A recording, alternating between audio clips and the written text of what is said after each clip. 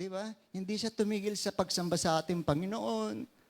Kaya, di ba, ibinigay ng Panginoon yung minimithi niya na magkaroon ng isang anak. At parang nakikita ko yun dun sa mag-asawang Marvin at saka kay Karen. Kaya, Lord, thank you very much. Actually, miracle na siya di ba? 7 years, di ba? At timing lang talaga ng Panginoon, di ba? In His time, lahat ibibigay niya yan, di ba? Kung may mga good news tayo narinig, may mga bad news din tayo naririnig, di ba? Minsan nga, parang ayoko nang makinig o kaya manood ng TV o kaya manood ng, alam mo, sa social media, di ba? Ang dami mga pangyayari ngayon, di ba? Actually, sa labas ng bansa, kung nakikita nyo ngayon, ang dami mga plane crashes, di ba? Dalawa ngayon magkasunod. At kung titingnan mo, di ba? Grabe, mga buhay na nawala, di ba? Kaya, naiisip natin na very fleeting lang yung ating buhay dito sa mundo. Sandali lang, parang singaw lang tayo, di ba? Kaya, sabi ko nga, grabe, sana nakakilala yung mga tao na yon, di ba? Kaya, ang ano ko lang, encouragement ko lang sa ating bawat isa sa atin ay, huwag tayong tumigil, di ba? Sa pag-share ng gospel, di ba? Dahil pagka ganyan, pagka nawala kang bigla, katulad nung sabi nga ni Marvin, di ba? Na muntik na siya mawala dito sa mundo, di ba? Kung nangyari yon, asa na si baby David? Kiniklaim ko na son yung magiging anak nila. Ayun, so yun lang po at mas marami pa rin mga good news tayong, di ba? Dapat doon tayo mag-dwell sa mga good news na galing sa Panginoon. Amen! So, this time po, dadako na po tayo sa ating preaching. Ito po ay pangatlong linggo na po sa series na ating pinag-aaralan ngayon. It's about Precious Things series. So, nung first series po nito na tinakel ni Brother Chris ay it's about precious things pa rin, precious seed. Ayan, di ba? So, meron mga bagay ang ating Diyos, nire-regard niya as precious. Alam niyo po ba yun? So, pagka sinabi po natin precious, ito po ay tinuro sa atin ni Brother Chris, it means extremely valuable. Grabe, di ba? Isipin mo na lahat ng mga extremely na valuable na mga gems, jewels, di ba? Like diamonds, gold, di ba? Wala pong hihigit doon sa mga babanggitin ko mamaya, di ba? So, pag-aralan din po natin and we learn that the things of God that He considered or considers precious, di ba? Ito po ay pinag-aralan na natin. Review lang po, quick review lang po. Ay number 1, yung blood. Di ba? Meron na akong konting ano lang dyan. Pero, so, ano ba yung blood? Di ba? Ang blood po ay ino-obtain o na-obtain siya by spiritual means and which paid for the sins of the world. Number 2, yung binhi, yung seed. Di ba? Yung seed naman po ay, ito po ay si Jesus, yung Word. Di ba? Jesus is Word, Word is Jesus, di ba? Ito po ay incorruptible. At ito po ay tumutubo lamang sa magandang soil. Di ba? O lupa. At number 3, yung gospel. Alam naman po natin yung gospel, di ba? Yung gospel po is the good news, which is si Jesus pa rin, di ba? So, good news, which draws us to salvation brought by Jesus Christ. Amen. So, pangalawa pong yung part 2 naman po ay about honoring the holy. Di ba? Diyan madalas. So, ano ba yung honoring the holy? Honoring the holy means recognizing God's holiness and showing respect and reverence. The Bible emphasizes honoring God and others. Kung nagbabasa po tayo ng Bible, talagang grabe po yung word na honor dyan, yung pag-honor sa mga, di ba? Sa mga prophets, sa mga leaders, sa mga kings, At higit sa lahat sa ating Panginoon, di ba? Ngayon naman po ay tinuro din po sa atin ni Brother Mick yung 6 na steps by which God allow us to offer spiritual sacrifice na acceptable sa ating Panginoon. Ito po ay galing sa 1 Peter 2:4-5. So number 1, Jesus is the living stone. And number 2, those who belong to the living stone, come to Him. Di ba? Tayo mga believers. At yung mga pupunta pa sa ating Panginoon. We are shaped into the living stone. Alam nyo ba na si Jesus Christ ang ating cornerstone? Siya yung ating pinaka-foundation. And we are built, yun nga, spiritual house, tayo po yun, tayo mga priesthood. The spiritual house is for a holy priesthood.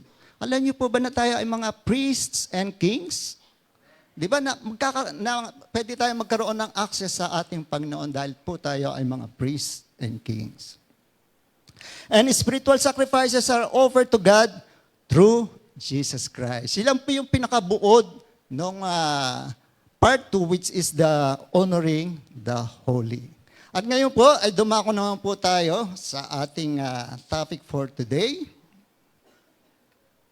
na may pinamagatang where your heart treasures. Di ba? Tama-tama. Ang topic natin for today is about heart, puso. Tama-tama sa buwan ng February. Pag-ibig, sabi nga ni Sister Blanks. Usaping puso, di ba? Merong magagandang mga bagay patungkol sa puso at meron din mga problemang puso. Hindi po nawawala. At dahil po February po yan, ay buwan po ng ating isang pastor dito, si Pastor Orly. Happy birthday, advance. Happy birthday. Ayun. So dito po sa aking tatalakayin ngayong araw na ito ay, ito po ay about heart. Siyempre, puso, di ba? Kung titingnan nyo po ay, nung pinakinggan ko ito, medyo na-out of focus ako. Kasi parang tuloy-tuloy lang yung nagkukwento yung speaker, si Kit Moore nga. At parang sabi ko, paano kaya gagawin ito? Puro mga verses lang tapos nagkukwento lang siya.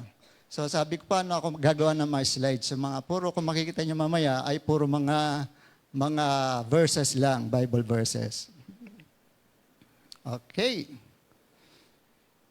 So, the Bible, throughout the Bible, makikita po natin na ang heart is referred to as something much more than simply an organ pumping blood.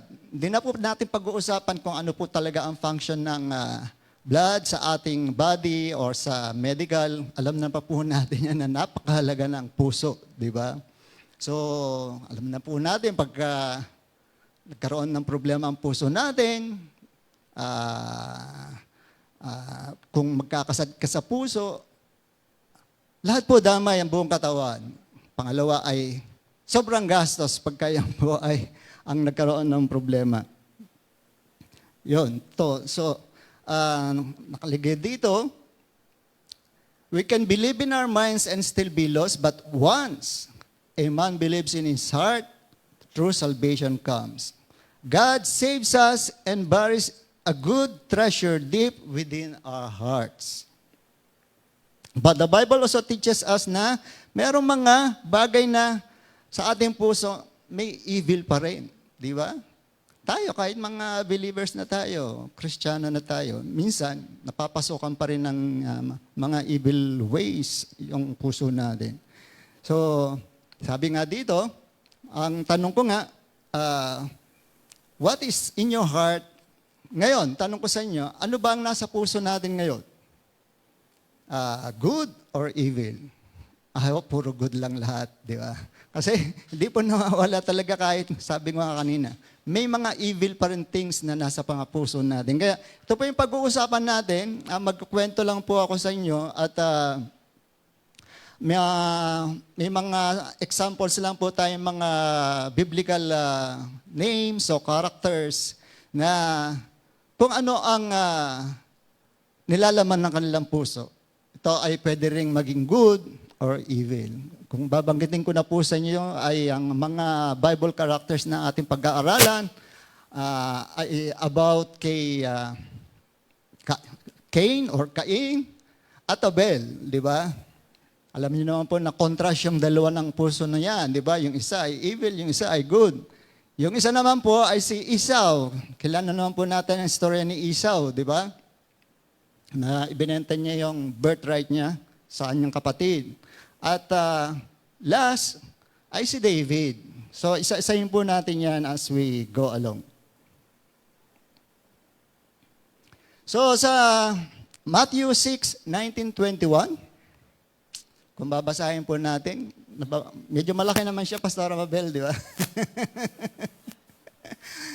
Lay not up for yourselves, ginamit ko po dito ay KJV, treasures upon earth where moth and rust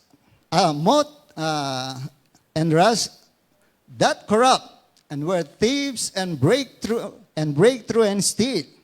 But lay up for yourselves treasures in heaven. Hindi naman po tayo masyado magdudwell dun sa paglilay up ng treasures sa heaven. Where neither moth nor rust that corrupt, and where thieves do not break through nor steal. Where there neither moth nor rust that corrupt, and where thieves do not break through nor steal. Ito po yung pinaka-highlight dito. For where your treasure is, there will be your heart be. Di ba? So kung ano daw yung tinitreasure ng heart natin, nandun yung puso natin. Kahit yung mga ordinary na ginagawa lang natin, di ba? Kung ano yung tinitreasure ng puso natin, kung good naman yan, di ba? Ikaw ay talagang mananalangin, di ba? Good treasure po yan. At ikaw ay nagsishare ng gospel, good treasure yan. Kasi yung eternity yung ating di ba? Yung ating pinipinpoint diyan o ine-aim, di ba? At ano pa ba yung mga tinetreasure naman kayo, di ba? Mga tinetreasure niyo diyan ay mahilig kayong mag-travel. Maya't maya, linggo-linggo ay nagta-travel kayo, di ba? Parang si Pastor Mabel lang. Araw-araw lang. Ano ba yung mga tinetreasure ng puso natin? Kung treasure, kung bad naman yung laman ng puso mo, tinetreasure mo ay lagi kang galit sa mga tao, di ba? Nakagawa lang ng konting bagay na hindi maganda yung kapwa mo. Na-offend ka na, di ba? Yan po ay bad treasure yan sa puso mo. Lagi mong inuukil, ano tawag sa Tagalog na yan? Iniisip. Inuukil, kapampangan yata. Na yung ginawa ng kapatid mo, di ba? Lagi mong iniisip, binabalik-balikan, ganyan. Di ba? Minsan nga, sinabi mo na pinatawad mo na siya, pero nandun pa rin, paulit-ulit pa rin, iniisip mo pa rin. Pero hindi tunay na pagpapatawad ang ginawa mo sa kanya, di ba? Kasi walang forgiveness yun. Kasi hindi mo pinorget yung ginawa niya, di ba? Pero minsan nangyayari yan, di ba? Na makita mo pa lang yung tao, dumarating pa lang, di ba? Parang aloof ka na sa kanya. Yan, parang ayaw mong kausapin. Di ba may mga times na gano'n, di ba? Parang mabigat yung puso natin dun sa tao na yun. Pero mali po yun. Dapat po hindi po natin ginagawa yun, di ba? Pinakamaganda po ay kausapin mo yung tao na yon at magayos kayo, di ba? Tunay na pagpapatawad talaga, di ba, Pastor? Ayun. So, ito pong verse na yan, sabi ni Jesus dyan, he's saying na, convert it from corruptible to corruptible, di ba? Yung mga binanggit ko kanina, yung mga corruptible, katulad nung hindi pagbibigay ng forgiveness, i-convert mo siya, di ba? I-convert mo siya na pinapatawad mo na siya ng totoo sa puso mo. He's not saying you can't have, dito na po tayo. But you do not want just to stockpile with no thought about the kingdom. Ito po yung sinasabi niya rito na converted from temporal to eternal, converted from exposed and easy to lose to can't lose. Di ba? Yung, lalo na yung mga, yung sa money, pinag-uusapan po natin ay money.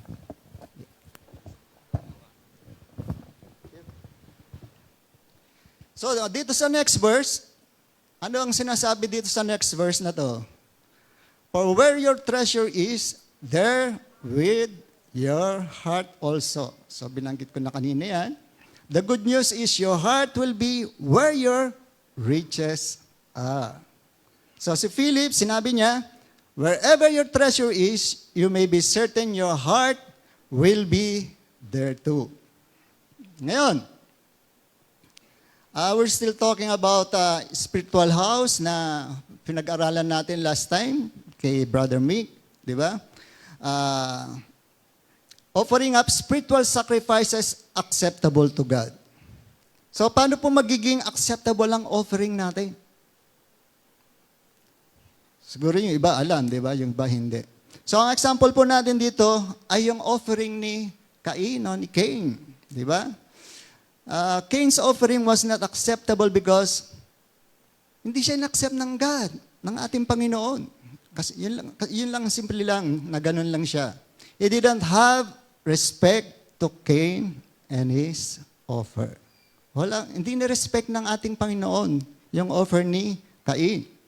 So it is the heart of the giver that makes the offering acceptable or not acceptable. Sa puso pa rin natin. Wala po yun sa amount.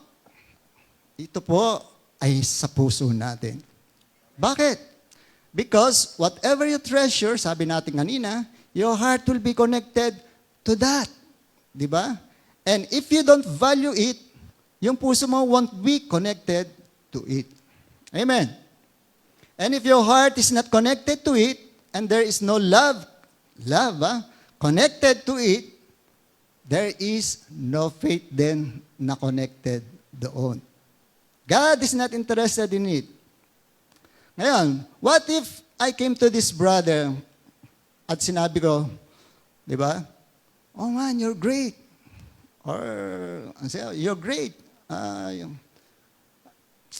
Napakayaman mo, di ba? Nasa iyo ng lahat. Pero parang wala naman sa puso mo, di ba? Hindi ka man lang tumitingin sa kanya. Parang, hindi bukal sa puso mo. Yun ang tamang term doon. Na ina-appreciate mo siya. Parang binobola mo lang siya. No? So, sasabihin mo, you're great, you're great. Anong sasabihin niya sa'yo? Di ba? Tapos parang nararamdaman niya na hindi naman bukal sa loob mo. Quit lang. Oh, di ba? Tumigil ka, parang ganon. So, well, ito po ay totoo sa ating sacrifice of praise. Amen. Are you with me?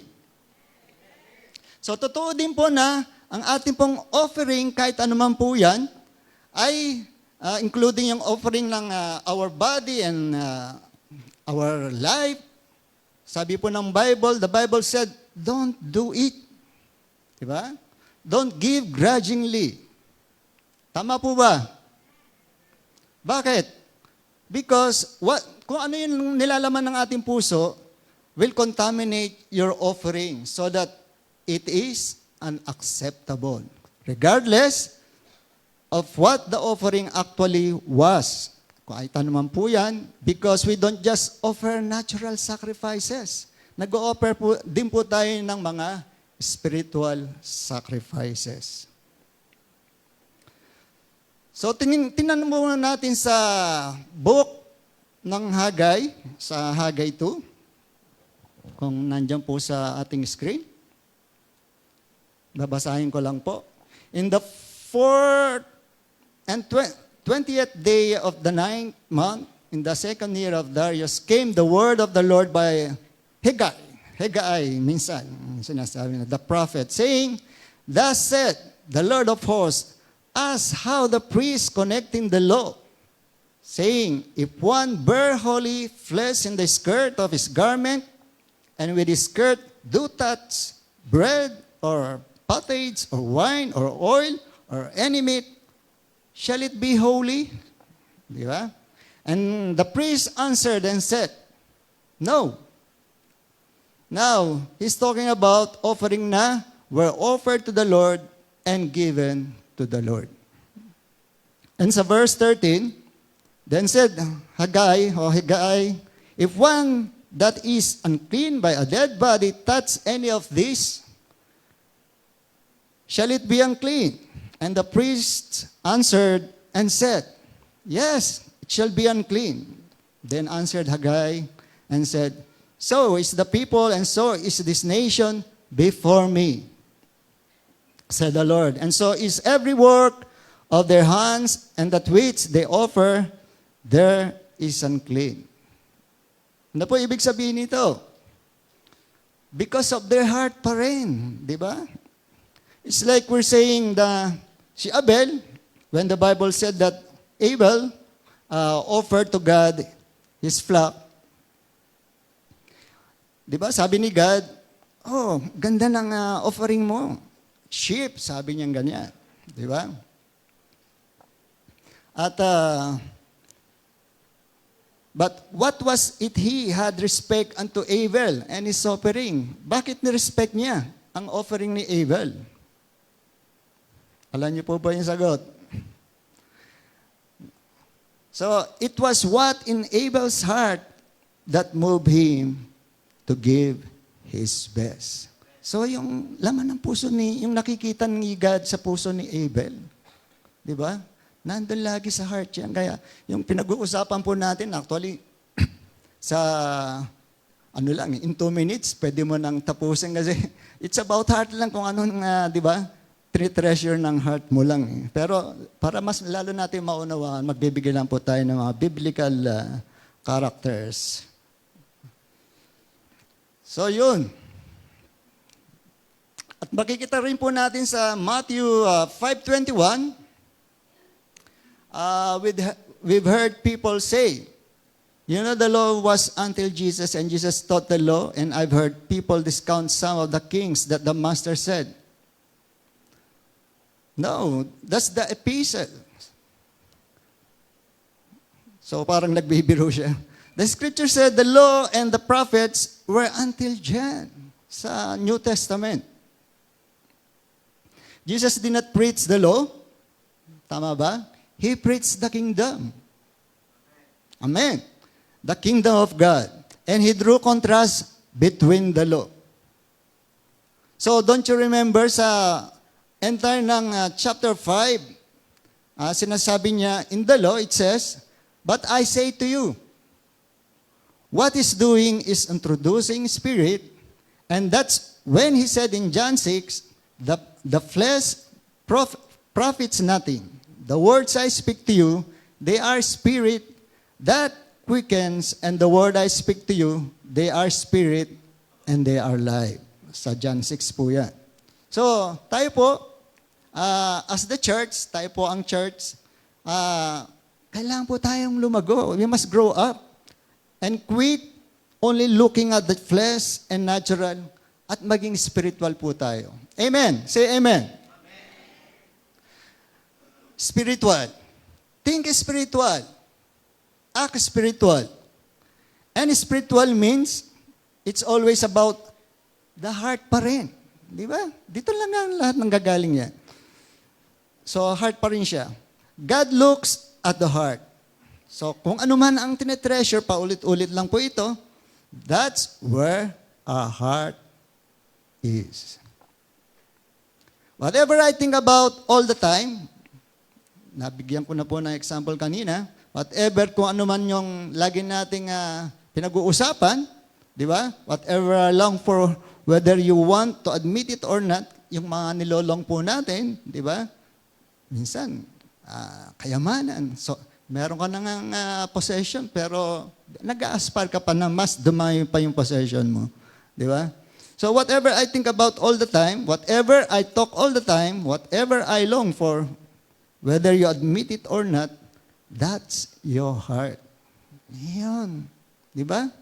Yan yung puso mo. So, yung puso po natin ay connected sa ganun. So kung po ang puso po natin is really for God, then that's what we are treasure. Dapat yung po yung ating i-aim, di ba? O bigyan ng goal. Above everything else, not just being religious, but that's our heart. Amen. So, sa Matthew 5, ang ating pong panahon is saying sa verse 21, "You have heard that it was said by them of old time, Thou shalt not kill, and whosoever shall kill shall be in danger of the judgment. But I say to you," ito po yung, see what his teaching was not in the law. Diba? Si Jesus is saying that whosoever is angry with his brother without a cause shall be in danger of the judgment. Naniniwala po kayo dito? Siyempre, sa Bible po ito. And whosoever will say to his brother shall be raka, sabi niya, shall be in danger of the council.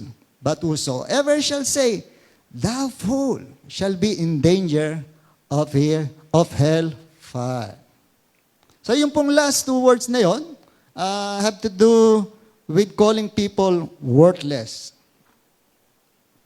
At ang any po natin will try to get you mad or upset or hurt and feed you with words to try to speak against anybody. Somebody, especially people, don't you close to when you get mad, upset to make them feel less, that's worthless and you don't want to do that, di ba? If you do it, you better repair it quick. Ayusin mo kaagad. Because God takes it seriously. But look at the very next verse. Nandyan po ba yan sa ating screen? Therefore, if thou bring thy gift to the altar, and there rememberest that thy brother had out against thee, leave there thy gift before the altar and go thy way. First, anong sabi niya? Be reconciled to thy brother, and then come and offer thy gift. Diba? So, kung ikaw ay nagdadala ng iyong offering, mamaya, di ba? And you remember while you're going dito sa ating altar, your brother has something against you. Not you have something against him or her. So, alam mo yun, you mess up with him or her. Anong sabi ni Jesus Christ? Don't complete the offering. Wag mo daw kukumplentuhin. Ibig sabihin, wag mong dadalhin yung offering mo dito. Bakit? They won't be acceptable sa ating Panginoon. It won't be acceptable. Faith works by love, di ba? Right? And if you're violating the New Testament commandment, you are holding a grudge or being proud, o pwede natin sabihin stupid, di ba? Pwede natin stupid. Ngayon, now this is not widely preached, but I am reading this scripture. Ano ito? Di ba? Should we take the Lord seriously by this? Anong sabi niya? Leave your gift. Iwanan mo yung gift mo. At anong gagawin mo? Leave your gift before the altar. Don't finish it. Leave and first be reconciled to your brother. And then, come and offer your gift. Doon lang yung time na dadali mo yung gift mo o yung offering mo dito sa altar. Kung nandito man, yung taong alam mong may grudge ka sa kanya o siya sa'yo, di ba? Puntahan mo muna siya dun sa likod. Di ba? Kasi baliwala yung gift na bibigay natin dito sa altar para sa ating Panginoon. Wala pong silbi yun. Di ba? So, kung tayo po ay pupunta sa Malakay naman, at makikita po natin na ang team dito, the Lord was very displeased because of their despising. Ano ba sa Tagalog ang despising? Parang binawali-wala, kinutya, hinamak, di ba? Parang pelikula yun. That's the word that kept coming up over and over. So, and how many know kung ano yung nakalagay sa Malakay 3 na yan? And now we have come to a place in our modern generation that even a number among word and faith circles think tithing is unnecessary. Di ba may mga nagsasabi dyan, lalo na yung mga ibang religion, di ba? Di ra po necessary ang pagtatides. Pero hindi po, mali po yun. And even something that no longer applies to us. So, is Malakay the Word of God? Siyempre. So, now granted a lot of groups or denominations, o sabihin natin mga preachers, pastors, di ba, have taught tithing wrongly. They have taught it minsan as legalistic requirement. Meron pa rin po yung mga, lalo na po yung mga hindi, sabihin natin mga Christian talaga, di ba? And if you have to tithe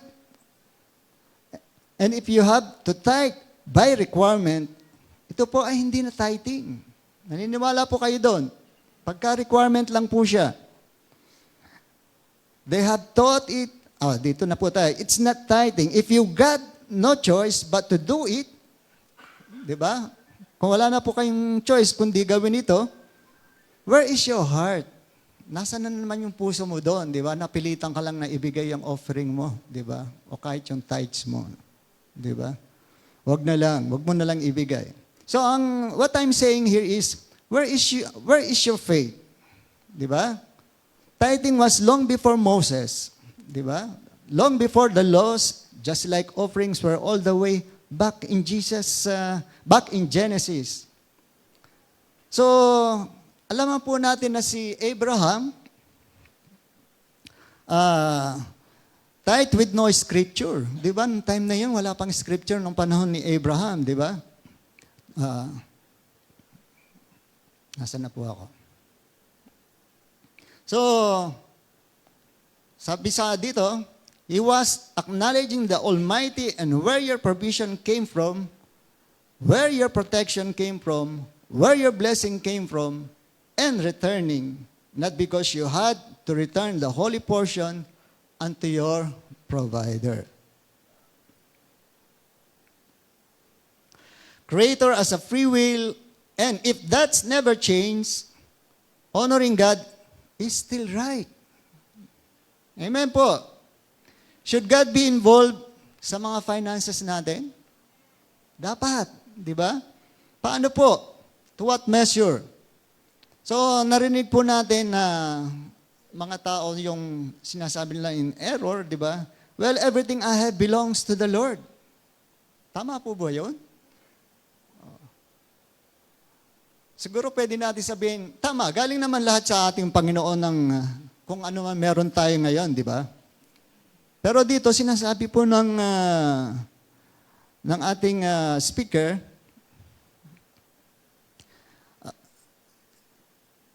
you cannot give him an offering, you have nothing to give. Kasi, sabi niya dito, and if everything is His, kung sa Kanya lahat, yung mga bagay na meron tayo ngayon, you cannot give Him an offering.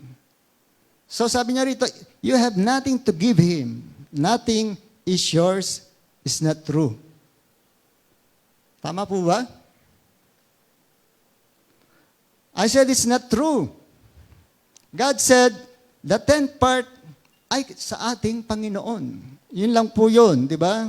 So, binabalik po lang po natin yung ibinigay niya sa atin. Yung 10th part lang naman eh. That hasn't changed and it won't change. And anything above that, sa atin na po yan. Amen po ba? And so you can give Him offerings, but again, if you don't do it, yan na naman, the right heart, ang tamang puso natin, ito po ay hindi ka-accept sa ating Panginoon. Now, balik po tayo sa Malakay 1 pa rin. Do you want to love what God loves and hate what He hates? Alam naman po natin kung ano yung love na love ni God at saka yung kanyang mga ayaw, di ba? And if He hates something, you don't want to be around it. Dapat ganun tayo. At nagbago ba ang ating Panginoon? Will He ever change? No. Di ba? Thank God our access to Him has changed nung dumating si Jesus Christ. Di ba? Meron na, ang access na po natin ngayon ay ang ating Panginoong Jesus. But God has never changed. He didn't need to change and He never will. So, what He says here is still true today, di ba? Of course.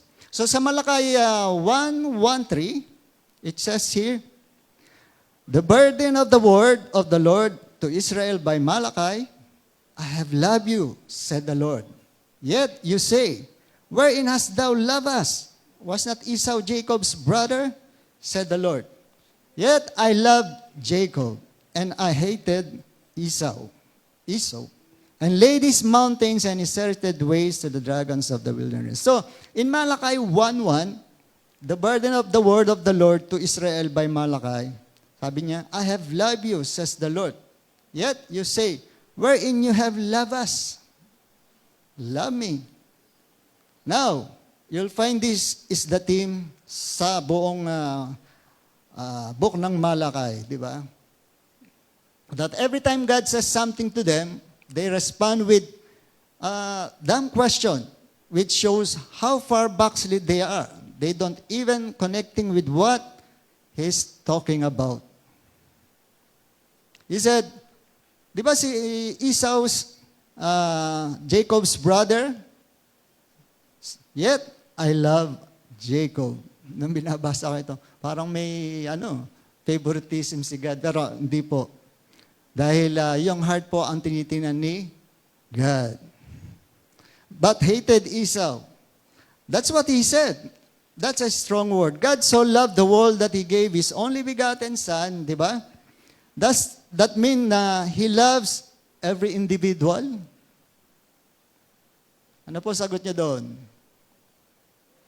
Kasi dito sa binanggit ko nung una, He loved Jacob but He hated Esau. So, hindi lahat. Di ba, Pastor? So, punta naman po tayo sa Genesis 25. Reviewin lang po natin kung ano talaga ang nangyari kay Esau. Paano ba i-pronounce? Esau.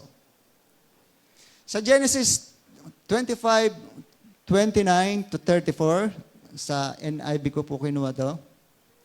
Once when Jacob was cooking some stew, ano ba yung stew? Parang sinabawan, nilaga siguro to, di ba? Kaldereta.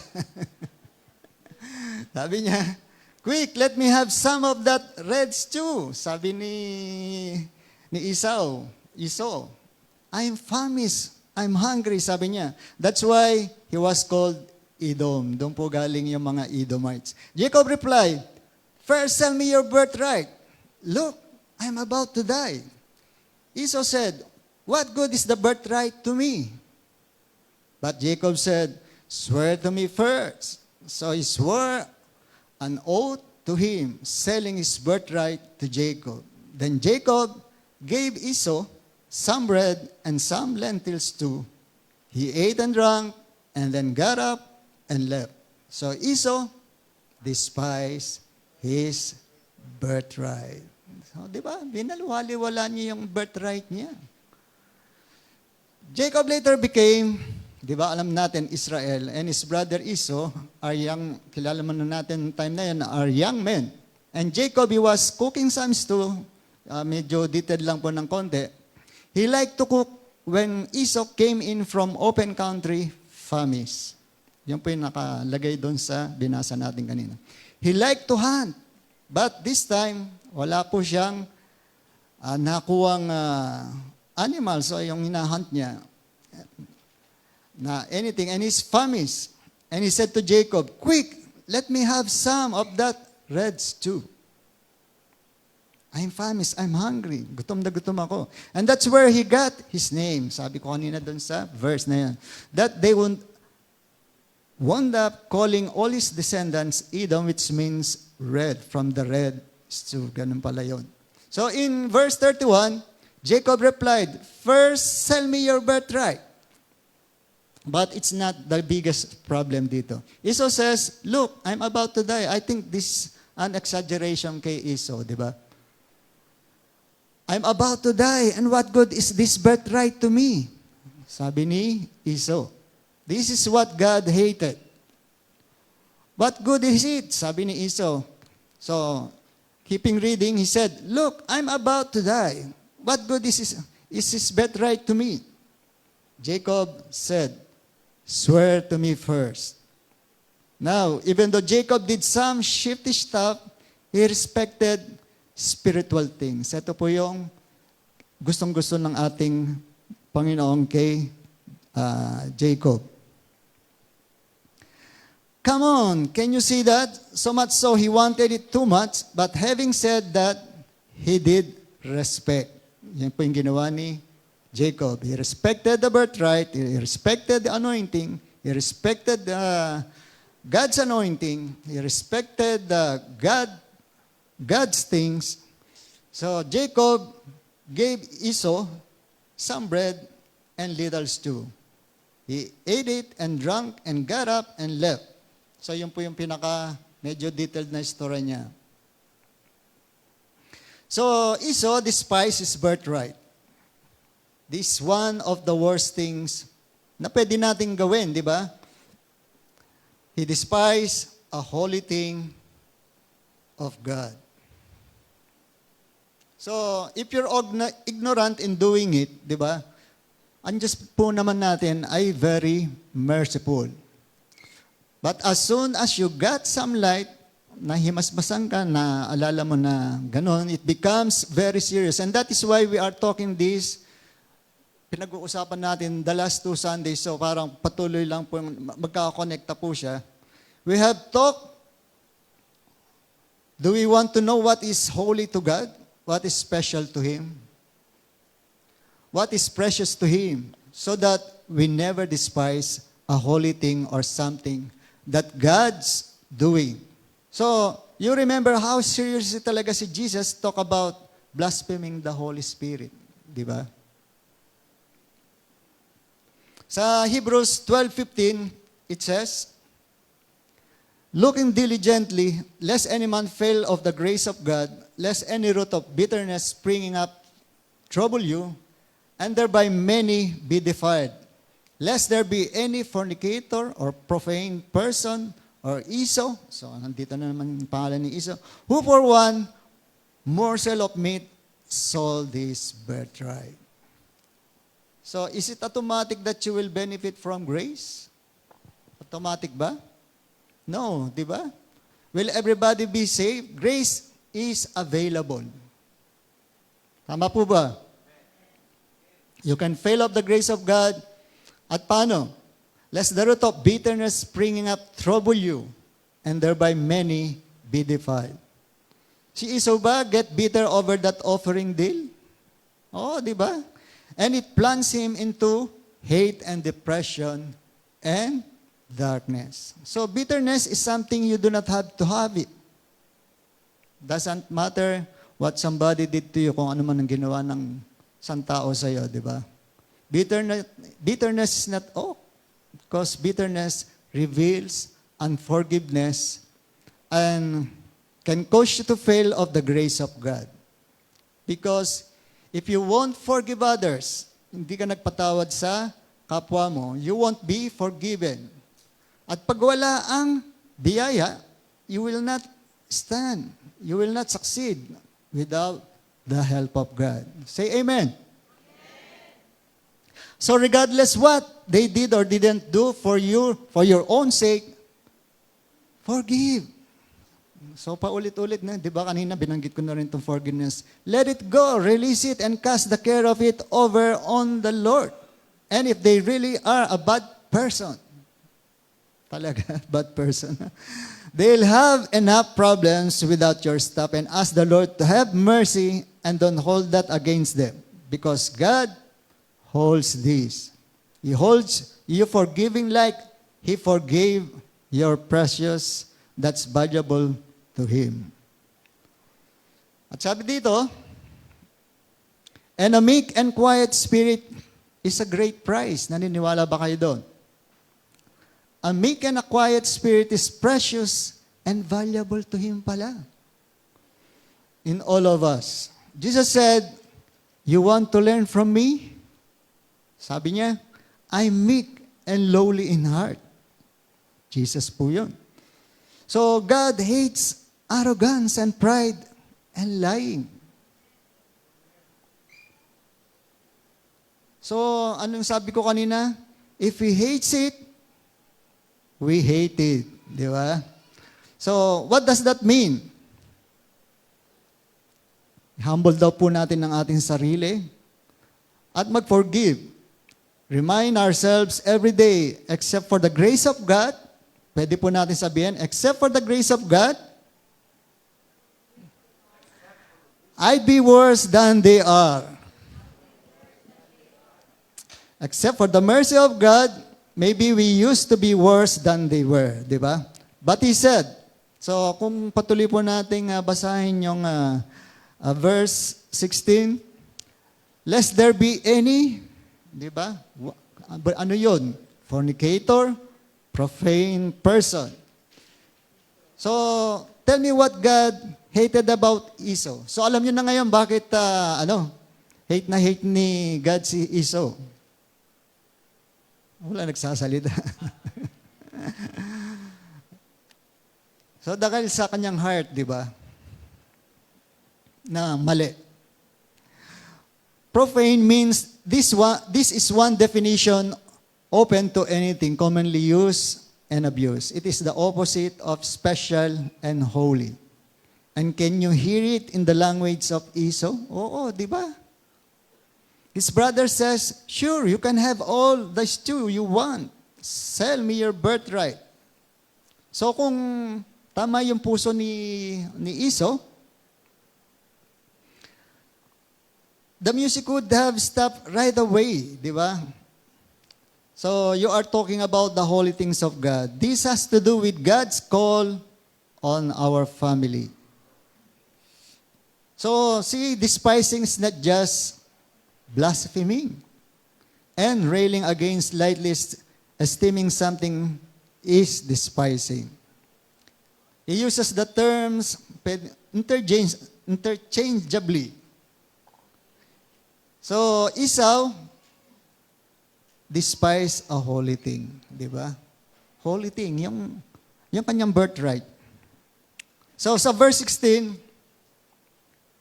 says, for one morsel of meat, he sold his birthright. Now, how can you see the Bible is given multiple scriptures to this? Paulit-ulit na sinasabi. No? Parang binibigyan nyo ng diin. It's a big deal. So, sa Old Testament, kahit sa New Testament, He said, for you to know that afterward, when we would have inherited the blessing, He was rejected. Now, yung birthright, the blessing yung birthright, even though He found no place of repentance, ayun, yung hindi siya nagrepent, di ba? No way to change it, though He sought it carefully with tears. Umiyak lang siya, di ba? Pero walang complete na repentance. So, yun po yung pinakamahalaga doon. Kailangan mag-repent po tayo kung ano po yung nagawa nating mali. So, in Malakay 1:6-7, sabi ng ating Panginoon, a son honoreth his father, and a servant his master. If then I be the father, where is mine honor? And I be a master, where is my fear? Said the Lord of hosts unto you. O priests, that despise my name, yet offer polluted bread upon mine altar, and you say, wherein have we polluted thee? You say, the table of the Lord's contemptible. So, nakita po natin, na-mention po ni Esau sa mga couple of verses, di ba? Because the issue dito ay yung despising. Huwag po natin kalilimutan yun. Despising, hate na hate po ni God yun. So the priesthood, the ministry are doing the same thing Esau did all those years ago. No, yung priesthood nung time na yon, they wouldn't acknowledge it and notice their response. Where do we despise your name? At sa verse 7, he answers them. He says, you offer polluted bread on my altar and you say, where we polluted you? You say the table of the Lord is contemptible. I was going to read the Living Bible. Dito po. It says, priests that despise my name, they say, who? Tayo ba? Sila yung panahon na yon. When have we ever done thing like that? Sabi nila, di ba? He said, ang pating Panginoon, every time you say, don't bother bringing anything very valuable to offer God. And you tell the people, like yung mga lame animals, okay lang po na i-offer sa altar, sick animals, blind ones. Di ba? You heard this, narinig po natin ito before. These are priests, na we're supposed to be, during that time, doing a lot of time studying the law. They're supposed to be doing a lot of time studying the law. They're supposed to know the law. Di ba? And they even know how to do the sacrifice and all that. Tingnan po natin sa Leviticus 22:20-22. But whosoever hath a blemish, that shall yet not offer, for it shall not be acceptable for you. And whoever offereth a sacrifice of peace offerings unto the Lord to accomplish this vow, or a freewill offering in beeves or sheep, it shall be perfect to be accepted. There shall no blemish therein, blind or broken or maimed or having a wen or scurvy or scab. You shall not offer this unto the Lord, nor make an offering by far of them upon the altar unto the Lord, either a bullock or a lamb that had anything superfluous or lacking in his parts, that mayest thou offer for a freewill offering, but for a vow it shall not be accepted. Ngayon po ay ito pong scripture na to is also a healing scripture. Alam niyo po ba yon? If God put sickness in them, they would be acceptable. Tama po ba? He would not reject His own work. Pero pagka ito po ay disease, deformity, even accidents that deform and maim and all that, none of that can be an improvement or acceptable to God's perfect creation. Alam po natin, God made human beings and He made animals the way He wanted them to be before the fall, before the sin. And it's not the sick people are not acceptable to Him, but the sickness is not acceptable. Yun po. Acceptable po yung mga sick people, pero yung sickness, hindi po acceptable sa ating Panginoon. And then the Bible tells us where to offer up our bodies a living sacrifice. That's a healing verse, yung sinabi ko kanina. I said, that is a healing verse. The sickness, the disease, or deficiency not acceptable in God is able to make it acceptable. To make it whole, to make it healed, to cleanse it, restore it, renew it, make it sound, healthy, whole. So He said, you are saying, sure, bring anything. Pwede ba yun? Di ba? Now, here's something we were getting as the Lord's ministers, tayo, as leaders. If we represent Him the way He has always been, ang ating Panginoon, there will be offerings na dapat hindi rin po natin ina-accept. Di ba? So minsan kahit tayo po ay nagkakaroon ng offering, binibigyan tayo. May mga offerings po na hindi po natin dapat i-accept. Katulad ng sinabi ko nung nauna. So, you cannot buy a blessing. You cannot buy the gift of God. Somebody trying to buy influence. Parang yung kwento lang nung speaker natin dito, si Pastor Kit. na meron daw binigay sa kanya na, o dinala sa kanya na may sakit na bata, di ba? Pero bago siya na dinala sa bahay niya o kung saan lugar man yun, ay pinadalan siya ng offering, di ba? Pero yung mga magulang nung bata na yon ay hindi naman mga mananampalataya, di ba? Ibig sabihin, wala silang alam completely kay God, di ba? Tama po ba yung tanggapin ni Pastor Kit yung mga offering na yan? Hindi, di ba? Hindi po niya tinanggap. So, ganun din po tayo. Titingnan po natin yung mga offerings, love gift na binibigay sa atin, sa ating mga ministers. Tingnan po kung talagang katanggap-tanggap yung mga offerings na yon. Alam ko yung love gift na binibigay sa atin ay very acceptable. Galing po yan kay God, di ba? Amen po ba? But you cannot buy a blessing. Ulitin ko ulit. You cannot buy the things of God. The price has already been paid by the precious blood of the Lamb. Pwede po natin sabihin na, Amen.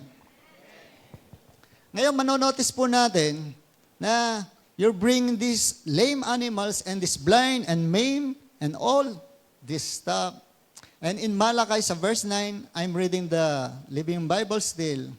God, have mercy on us. You recite, God, be gracious to us. But when you bring that kind of gift, why should He show you any favor at all?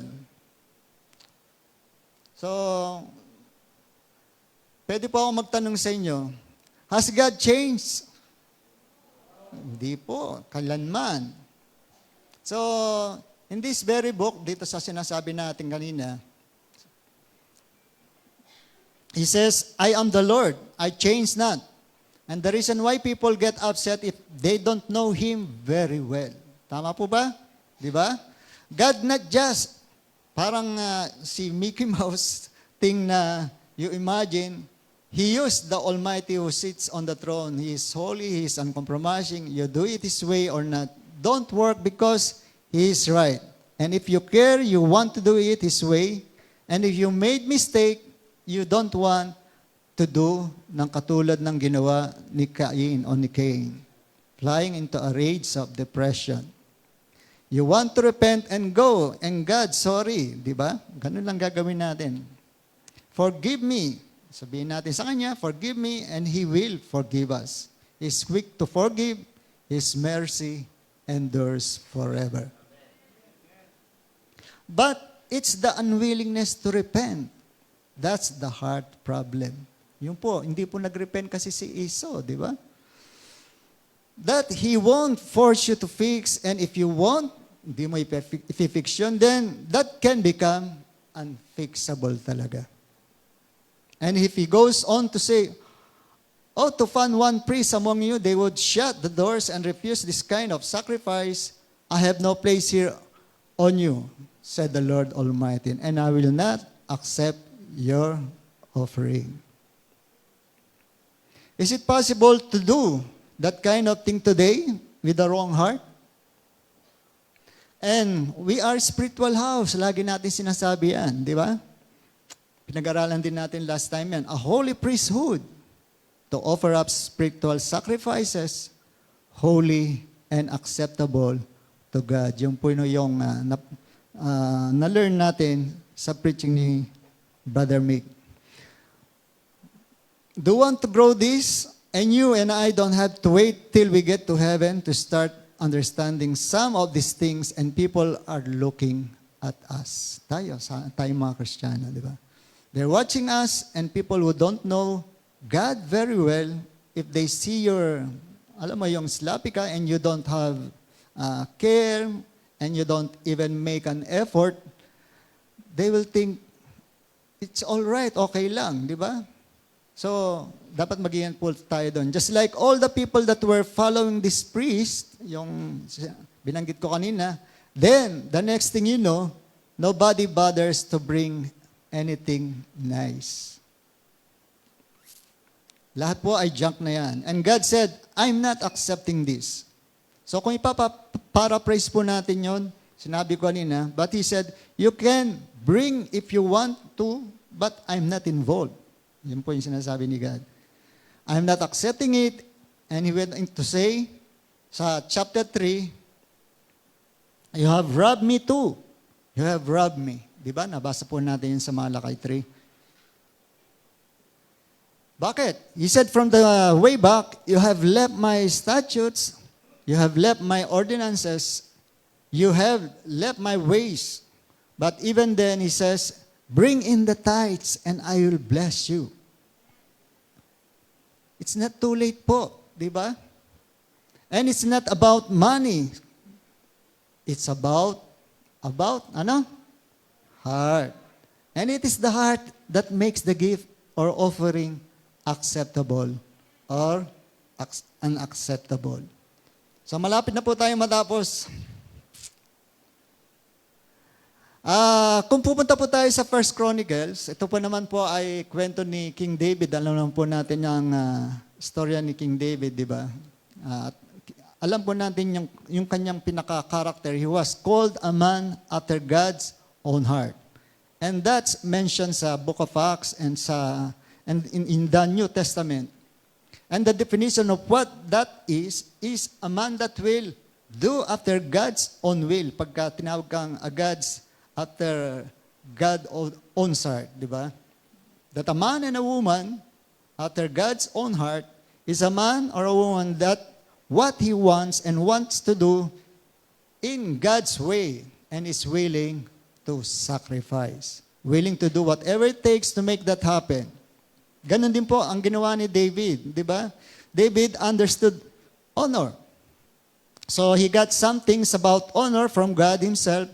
And some of the statues that he made, marami pong ginawa. Yung Psalms po, halos kay David po galing yon.